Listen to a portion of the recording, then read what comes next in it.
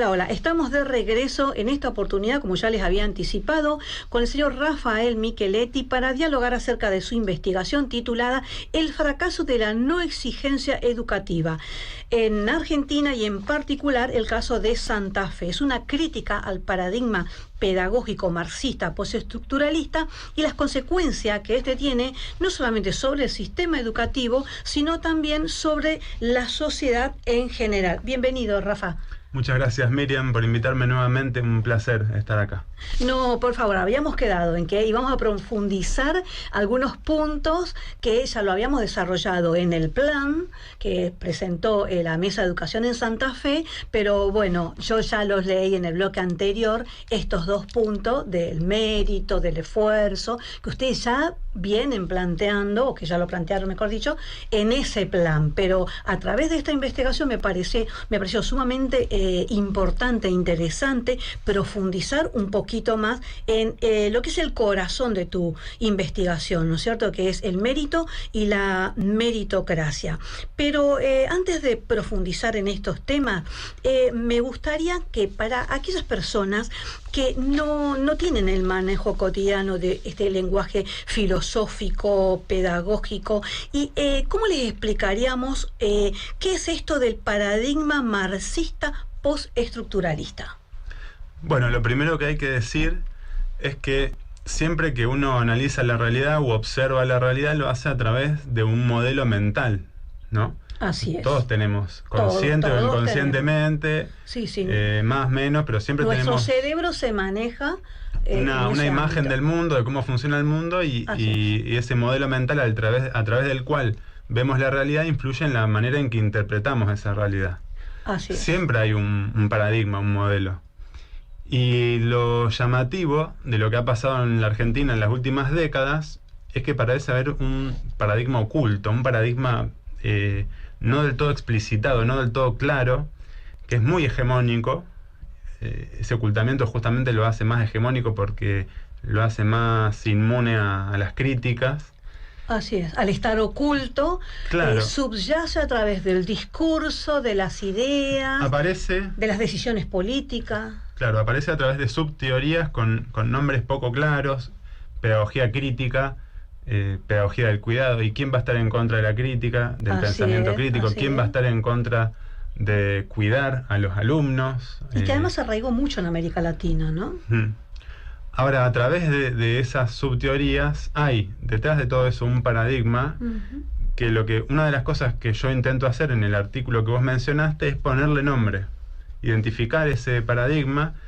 A mí se me ocurrió llamarlo marxista postestructuralista, pero no quiere decir que sea el único nombre posible, porque creo que es una manera clara de identificar bien la raíz doctrinaria, ideológica de ese paradigma. Así es, así es. Que por un lado se inspira en la sociología educativa marxista, todo lo que es Verdier, Passerón, toda esa línea, y por otro lado con mucha influencia de Foucault, del postestructuralismo. Así es, tal cual, sí, bien fuerte. Con lo cual tiene una base marxista que le genera un dogmatismo anticapitalista, o sea, todo lo que sea capitalista o relativo a la democracia liberal se presume opresivo, sin mirar la evidencia empírica. O sea, no importa si las sociedades más igualitarias, desarrolladas, con sistemas educativos más eficientes e inclusivos.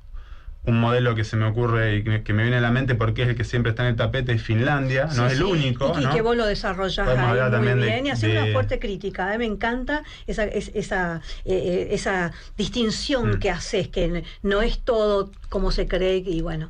Bueno, para este paradigma en Finlandia hay opresión, hay violencia simbólica porque de la existencia del capitalismo, de la democracia liberal y del sistema educativo liberal meritocrático que podríamos llamar, de eso extrae dogmáticamente, o sea, sin analizar evidencia empírica, extrae que hay violencia simbólica, que hay reproducción de relaciones de desigualdad, que hay explotación, etcétera. Entonces, claro, este paradigma permanentemente ataca, deslegitima estos valores, ¿no?, de la democracia liberal, del capitalismo, etcétera.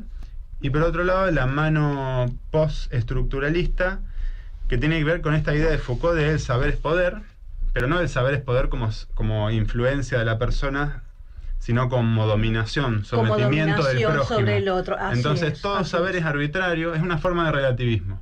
Todo saber, claro. Toda enseñanza en realidad está dominando o sometiendo al enseñado, porque le está inculcando, está constituyendo un sujeto y creándole una manera de ser, de pensar, etcétera. Entonces, claro. Y de ahí también viene esto que vos bien lo planteás en el estudio, esa a través de las políticas educativas implementadas estos últimos tiempos, ese querer igualar esa relación entre el adulto, la relación entre el alumno y el docente. Claro. O sea, te intenta igualar esa relación cuando en realidad...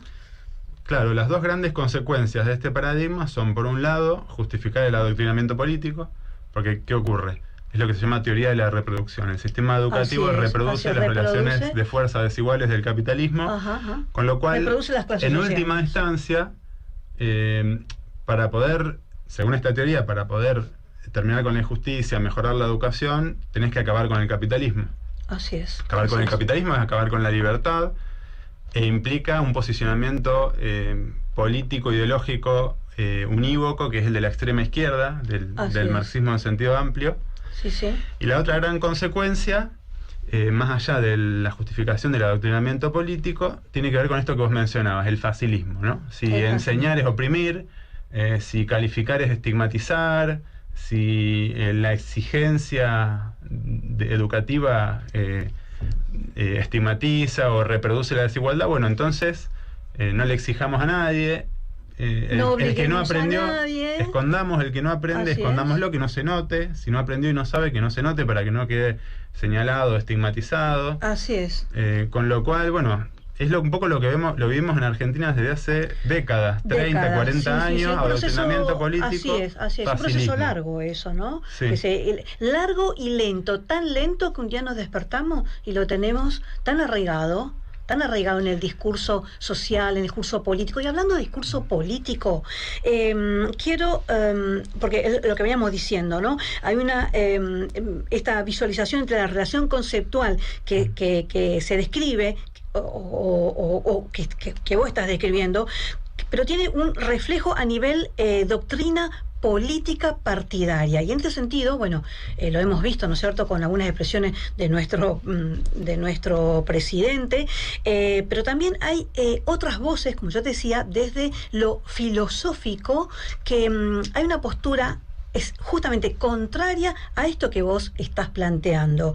Y hay un filósofo muy conocido, Darío Starkfer, se pronuncia, es súper complicado su apellido, pero me gustaría compartir contigo unos segunditos de una charla, una conferencia que él da y que dice lo siguiente. ¿Lo escuchamos, Lautaro? Concepto, pero de lleno, que circula por todos lados, es el de meritocracia. Lo escuchamos en los medios, lo escuchamos en la política también, en algunos referentes políticos, con esta idea según la cual la meritocracia viene a ser como un criterio que nos sirve para valorar, digamos, quién anda en la línea correcta y quién está equivocado. Meritocracia, eso es una palabra compuesta, ¿no? Que tiene ese kratos que está también en democracia, que es un término griego que significa poder. El poder del mérito. Esto es algo así como, digamos, que tiene mayor derecho, poder en ese sentido me parece que refiere la palabra, el que se lo merece. Ahí está. ¿Es así? ¿Es exactamente como lo describe? Es una postura, por supuesto, está hablando un filósofo, ¿no? Que tiene una visión contraria a lo que vos nos estás diciendo. ¿Es así este juego que se da, esta interpretación que hace? Bueno, toda esta línea de la extrema izquierda o del pensamiento postmarxista cuestiona la meritocracia. Justamente es uno de sus ataques principales. Claro. En esta línea se ubica el filósofo que recién escuchamos. Y acá hay una tergiversación del concepto de meritocracia. O sea, empecemos por definir qué significa la meritocracia. Claro. Él lo vincula con el poder. En realidad, cuando hablamos del poder de los mejores o del poder de las personas que tienen más mérito, en un sentido político, usamos la palabra aristocracia. Ya existe la palabra desde, digamos, la antigua Atenas. De la antigua Grecia. Sí, aristocracia, el gobierno de los mejores, el gobierno de los que tienen más mérito. Los aristos. Después hay distintas formas de atribuir el mérito, que esa es otra discusión aparte. En algunos casos era el dinero, en otros casos era los antecedentes familiares, etcétera. Con lo cual, si vamos a hablar de sistemas políticos, de sistemas de poder y de aristocracia, primero que ya tenemos el concepto de aristocracia. O sea, no tiene sentido confundir el debate creando otro concepto. Y segundo, que cuando se habla en términos de educación, no se está hablando de el poder realmente. El poder en la educación, según el sistema liberal meritocrático, lo tienen justamente los adultos. Un poder que no tiene que ser autoritario ni abusivo, pero que lo tienen los adultos sobre los estudiantes, los alumnos, el que sabe sobre el que no sabe. Entonces, lo que está en discusión desde el punto de vista del sistema liberal meritocrático no es eso. Lo que se cuestiona cuando se habla de meritocracia es el mérito, porque hay muchos que... ¿Qué decimos exactamente cuando decimos mérito? Claro, hay muchos que dicen, no, yo estoy en contra de la meritocracia, no del mérito, como para lavarse las manos y quedar bien y decir, no soy tan extremo, yo me opongo a la meritocracia, no al mérito. La meritocracia en educación es un sistema de incentivos y reconocimientos basado en el mérito. Así es. Con lo cual, si te opones, es como decir... Un sistema, esto es interesante lo que estás planteando, un sistema. Un sistema de reconocimientos, de premios, de incentivos basado en el mérito. Eso es la meritocracia en el ámbito educativo. Porque, digamos... y eso se ve mucho en toda esta cuestión que vos tratás en la investigación de la cuestión de la calificación, ¿no es cierto? Es decir, tocas mucho ese tema de por qué no se está... Bueno, incluso ustedes ahí en el plan hacen una derogación, ¿no es cierto?, de ciertas circulares, resoluciones que se han venido dando el año pasado, pero particularmente esto, ¿cuál fue la situación particular en Santa Fe post-pandemia? Bueno, y por ejemplo, perdón, para cerrar un poco la idea anterior que me quedó en el tintero, decir me opongo a la meritocracia y no al mérito, cuando la meritocracia es un sistema basado en el mérito, es como decir, me opongo a la democracia y no al sufragio universal. Así es. No tiene sentido, son dos caras de una misma moneda. De una misma moneda. Y bueno, esto se viene aplicando en Argentina con pésimos resultados, la oposición a la meritocracia, el facilismo, el nivelar para abajo, el igualitarismo mal entendido. Con pésimos resultados están todas las estadísticas a la vista de educación hace décadas y décadas que venimos hundiéndonos cada vez más. También en Santa Fe, vos me preguntabas recién por Santa Fe. Santa Fe es una provincia con mucha tradición educativa, o sea, con un sistema educativo consolidado, una infraestructura de larga data. Que supo estar entre los mejores en una época dentro del país. Que supo estar entre los mejores, que es una provincia relativamente rica, o sea, que tiene por ahí recursos que otras provincias no tienen. O sea, tenemos mucho para estar entre los mejores y hoy en día la verdad es que no estamos entre los mejores. Estamos más bien de mitad de tabla para abajo. Intermedio para abajo. Y parte de la causa de esto tiene que ver, desde mi punto de vista, justamente que Santa Fe es una de las provincias donde más ha calado, donde más se ha instalado, este discurso y justamente desde el gobierno, desde las políticas educativas. Claro, antimeritocrático, igualitarista, facilista, etcétera, que no solo, a ver, esta antimeritocracia y el facilismo, por un lado hace que el sistema educativo sea menos eficiente, porque se destruye el sistema de incentivos, ¿no? Así es. Y por otro lado, pero particularmente, discúlpame, vos particularmente hacés hincapié en que esto afecta más en profundidad a los más vulnerables. Claro, porque el sistema educativo se vuelve menos eficiente y los más vulnerables, los más humildes, son quienes poseen menos recursos para compensar las falencias del sistema educativo. Entonces lo que se ha dado es justamente un enorme incremento de la desigualdad. De la desigualdad. No solo que el sistema educativo es más ineficiente y cada vez los alumnos aprenden menos, y eso está en las estadísticas, en las pruebas PISA, en las pruebas Aprender, sino que además cada vez hay más desigualdad. Y Santa Fe, con todas las condiciones favorables que tiene, la tradición, la historia que tiene, los recursos, así todo está entre una de las provincias más desiguales educativamente hablando. Es una de las que tiene más brecha educativa, cerca de 50 puntos, y solo 5 provincias, en las últimas pruebas Aprender, obtuvieron peor resultado que Santa Fe en lo que es lengua dentro del sector socioeconómico bajo. Claro, claro. O sea Bueno, que, eso vos detallás en el estudio, sí, esta diferenciación que hay en los resultados entre escuelas de gestión pública y las de gestión privada. Claro, esto comparando con Argentina, que no es un punto de comparación tampoco, porque en todo el país esta tendencia ha sido hegemónica y como vimos en las pruebas PISA, hace décadas que venimos cayendo en picada en términos educativos, sí, sí. Con lo cual tampoco, ni siquiera comparándonos con el resto de Argentina, en Santa Fe estamos bien.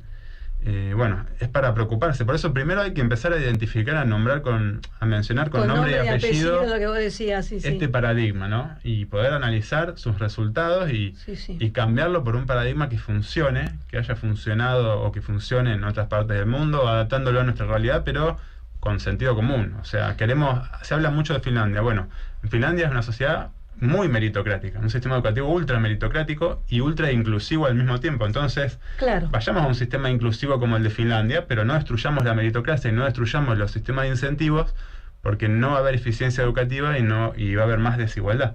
Así es, así es. Sí, me encanta cuando vos desarrollás en el documento el tema de Finlandia y el sistema que tienen, digo, luces y sombras sobre esa interpretación. Es más, yo creo que vos en una parte decís que sería un fracaso, o aquello que intenta decir, bueno, tomamos el modelo, porque ya ha pasado a otros países, vos lo decís, sacamos el modelo y lo implementamos así tal cual. Porque es un proceso que ellos tardaron 30 años, por lo que vos... Sí, lo que ocurrió con Finlandia es que en las primeras pruebas PISA, que se hicieron en el año 2000, ellos quedan sorpresivamente en el puesto 1. Era la primera prueba internacional PISA, digamos, de gran alcance que se hacía, y estaba la incógnita, la curiosidad, bueno, a ver cuál será el país con mejor sistema educativo. Aparece Finlandia, que era un país chiquito, medio alejado, nórdico. Y entonces, bueno, es el boom de Finlandia. Todo el mundo empieza a estudiar el sistema finlandés, a hablar de Finlandia. Sí. Creo que comenzaron, se fue muy conocido el sistema en matemática. Sí, también, ¿no? Tiene un montón de cuestiones. Y en las distintas áreas. ¿Qué ocurre? A partir del 2000, en las siguientes pruebas PISA que hubo en las siguientes 2 décadas, Finlandia empieza a caer. O sea, empieza a caer en la tabla de posiciones, sigue estando alto, o sea, porque la verdad que se lo compara, en relación. Claro, está entre los 20, 15 países con mejor sistema educativo del mundo, pero la verdad es que no ha dejado de caer en los últimos 20 años. Y que hay un libro de Sahlgren, se llama, un sueco, si no me equivoco, que hace una investigación muy a fondo de esto, y lo que dice es, no hay que ver qué hizo Finlandia en los últimos 20 años, sino qué hizo en los 30 anteriores al 2000. Cuando ellos quedan primeros, esos 30 años anteriores, ahí está la receta que hace que Finlandia quede en el primer puesto en el año 2000. Que no es tampoco que le hayan cambiado mucho, porque ahora se habla de Finlandia como, algunos hablan como la antimeritocracia, nada que ver, son ultra meritocráticos. En Finlandia hay examen de ingreso, incluso en el nivel secundario, los cupos en la escuela son por mérito académico, tienen mucha autonomía en las escuelas para contratar o desvincular docentes, se puede desvincular a un docente por bajo rendimiento, un montón de cosas ultra meritocráticas. ¿Cuál sería en ese caso el lugar del sindicalismo, por ejemplo, acá en la Argentina? Hay que ver si aceptarían eso. A mí me cuesta creer que aceptarían un sistema como el de Finlandia acá en los sindicatos. Así es. Incluso para ser docente es también por mérito académico, entran el 10% de los postulantes al magisterio, al magíster que tienen que hacer para ser docente. Y bueno, es todo súper meritocrático. O sea, eso no lo cambiaron. Ellos innovaron en lo pedagógico, prudentemente, con prueba y error. Pero lo que es meritocracia, sistema de incentivos, disciplina, todo eso no lo tocaron porque saben que no puede funcionar un sistema educativo sin eso. Claro. Y vos también planteás el tema de qué es lo que está pasando dentro de los del nivel terciario, digamos, de los profesorados. Esta ideología que arraigó muy fuerte en el sistema educativo, digamos, en aquellos docentes que están estudiando para ser maestros o profesores. Ideológicamente, desde una política doctrinaria, esto pegó muy fuerte también y se ve, vos sabés que se nota eso, no en todos digo, ¿no? Pero hay un cierto sesgo cuando el docente ingresa al sistema y vos te das cuenta que hay una... Sí, viene con un chip. Un chip, así es, tal cual, vienen con un chip. Y es que este paradigma del que hablamos, marxista, postestructuralista, es muy hegemónico en las instituciones que forman a los docentes. Algunos podrán verse más influidos, otros menos, pero si a vos te machacan sistemáticamente con un mismo paradigma durante toda la formación, evidentemente algo te va a quedar. Yo por ejemplo, el profesorado, las materias pedagógicas, cuando las hice, nunca, mucha teoría, mucha ideología, mucho paradigma, pocas herramientas prácticas. Así es, exactamente, y eso se nota, pero esto se nota ahora también. Y cero, ni una palabra, por ejemplo, esto como una muestra, como un ejemplo, sobre manejo de grupo, control de clima áulico, disciplina, o sea, todo eso que está demonizado, todo lo que es disciplina, autoridad, está demonizado por este paradigma, pero sin autoridad y sin disciplina no se puede escuchar, no se puede prestar atención, no se puede acceder a la educación, no se puede aprovechar eficientemente el tiempo áulico. No, y aparte pasa por la cuestión de la autoridad del adulto, la autoridad dentro del salón, y vos eso también es un tema que lo desarrollás muy bien, ese conflicto áulico que se da, es decir,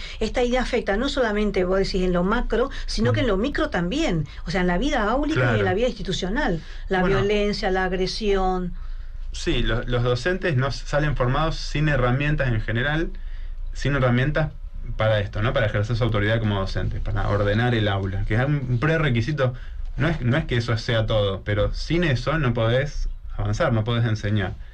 Y este clima de impunidad, de facilismo, de todo a lo mismo, ¿no? De victimizar al alumno, también genera un entorno de anomia, de falta de buenos hábitos, de falta de entrenamiento de los hábitos. Entonces, esto indirectamente termina favoreciendo, desde mi punto de vista, la violencia, el bullying, etcétera. Porque, la impunidad corrompe, la anomia deseduca. Es decir, si vos estás educando, tiene que haber reglas claras, tienen que vivir, o sea, vivenciar, respirar los alumnos un clima de orden, de justicia.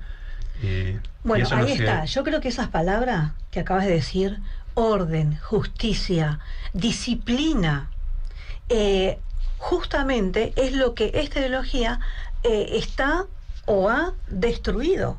Sí. La idea es decir, vos decís palabra orden, sos fascista. Sí, sos fascista, confunden totalmente. Sos autoritario, sos hijo de la o sea, de todo lo que te dicen, ¿no? Cuando decís la palabra orden y disciplina, es algo que yo creo que se eliminó de todo lenguaje pedagógico y dentro de la institución, no lo podés decir. Porque estás ya enmarcado en una idea donde vos sos esto, aquello, lo otro, ¿no? Claro, se confunde autoridad con autoritarismo, que son dos cosas totalmente distintas. Justamente esta concepción marxista postestructuralista tiene de fondo un posicionamiento autoritario porque descree de la democracia liberal, descree del capitalismo, de la educación liberal meritocrática y descree de la democracia liberal. La democracia liberal no es una democracia ideologizada o con un sistema económico liberal, sino una democracia con derechos básicos y libertades individuales garantizadas, con división de poderes, rendición de cuentas, Estado de Derecho. Una democracia con libertad, con una base de libertad. Es la democracia real, porque sin libertad no puede haber democracia. Así es. Con lo cual, desde un posicionamiento que en última instancia tiene una raíz autoritaria, ellos acusan de autoritarismo a todo aquel que pretenda imponer orden, disciplina, educar en valores, generar buenos hábitos. Es una contradicción total. Que vayan a Finlandia a ver si hay disciplina o no dentro del aula en Finlandia. Claro. Y además eso caló hondo también, como en un principio lo habíamos dicho, en las estructuras políticas. De hecho, como decíamos, nuestro presidente ha dicho, el más tonto de los ricos tiene más posibilidades que el más inteligente de los pobres. Bueno, eso... ¿Recordás esta frase? Eso en una democracia liberal con un capitalismo real, con Estado de Derecho, con igualdad de condiciones para competir, igualdad ante la ley, como hay en las democracias avanzadas, no es así. Justamente rige más la educación, la voluntad, el esfuerzo, la inteligencia. Quizá en Argentina sí haya algo de eso, pero justamente porque estamos lejos de una democracia liberal avanzada como tienen los países nórdicos, la mayor parte de Europa, etcétera. Los países anglosajones, la mayoría. Así es. Con lo cual, digamos, depende del contexto. En un sistema con altos niveles de corrupción, altos niveles de concentración del poder, mucho corporativismo, mucho abuso de poder y autoritarismo como hay en Argentina. Así es. Y puede ser que eso pase, pero justamente hay que luchar para que sea distinto. Claro, así es. Mira, me gustaría a ver si una de las conclusiones, ¿no?, que saqué al leer tu trabajo. Es importante, entonces, tu planteo, ¿no? Abandonar y condenar cualquier forma de extremismo, ya sea de izquierda o de derecha, y asignar a la escuela el rol legítimo y productivo en el marco de una democracia liberal capitalista, que es lo que vos estás planteando, ¿no es cierto? Es decir, ni izquierda, o sea, no a los extremismos. Claro, los extremismos destruyen instituciones. En realidad la prosperidad y el desarrollo económico-social de una sociedad se puede decir que depende mayormente de sus instituciones. Así es. Las instituciones de la cultura y la cultura de la educación. Las instituciones son claves porque generan reglas de juego, pautas de comportamiento, previsibilidad. Reglas de juego, yo creo que las reglas de juego, ahí están las reglas de juego claras para el chico, para la familia, para las instituciones, para la escuela. Claro. Que es justamente lo que no hay, lo que vos planteaste en un principio, ¿no es cierto? Reglas de juego claras, a ver, nombre y apellido a las situaciones y a toda esta ideología que fue calando en todos los ámbitos de la vida. Y no me quiero ir sin destacar algo que vos mencionás en el trabajo, sí, unos minutitos más ya nos estamos yendo, que es la idea de que este terreno que hablando de este abandono escolar y esta deserción escolar que hubo post pandemia, también el hecho de que fue ganado este terreno en la adolescencia, estos chicos que no han vuelto al colegio, fue ganado por el narcotráfico. Y eso es todo un tema en la Argentina de hoy, y sobre todo en la ciudad de Rosario, porque estamos formando nuevas generaciones. Obviamente esto es una generalización. Sí, pero es una tendencia general, después hay excepciones. Claro, claro. Estamos formando generaciones sin hábito de estudio, sin cultura del esfuerzo, sin capacidad de luchar. O sea, que salen carne de cañón para el narcotráfico, así es, para lo fácil, para lo inmediato. Lo fácil, lo rápido, lo inmediato, y vos lo decís en la investigación, en el documento. Rafa, coméntame, para quien quiera acceder al documento completo, ¿dónde podemos encontrarlo? ¿El artículo? Sí, el artículo, sí. Y en mi blog, que es Rafa Micheletti, CHWT, rafamicheletti.blogspot.com. Bien. Ahí están todos mis artículos, incluido este. Pueden ir a la parte de educación y ahí está todo lo de educación. Y ahí está. Y para quien quiera escuchar, y a lo mejor, bueno, no alcanza a leerlo, pero quiera escucharte más de profundidad también, hay un video de una entrevista que está en el programa, en el pase entre Lanata y Feynman, que también está en YouTube, que lo pueden encontrar. Sí, eso está en YouTube. También está un link en mi blog. El link de tu blog también está en YouTube. Sí. Así que ponemos Rafa Micheletti y ahí podemos encontrar. Sí. Repetimos entonces tu blog. Es Rafa Micheletti, Micheletti con CH, micheletti.blogspot.com. Y ahí pueden encontrar toda la información. Rafael, muchísimas gracias por estar con nosotros, y siempre te digo, el tiempo es insuficiente. Ojalá, pero vamos a ir profundizando todos estos temas, y a medida que vayan surgiendo otros también. No, por favor, muchas gracias, un honor, gracias por invitarme. No, por favor. Bueno, nos vamos entonces hasta la próxima, ¿sí? Gracias, chau.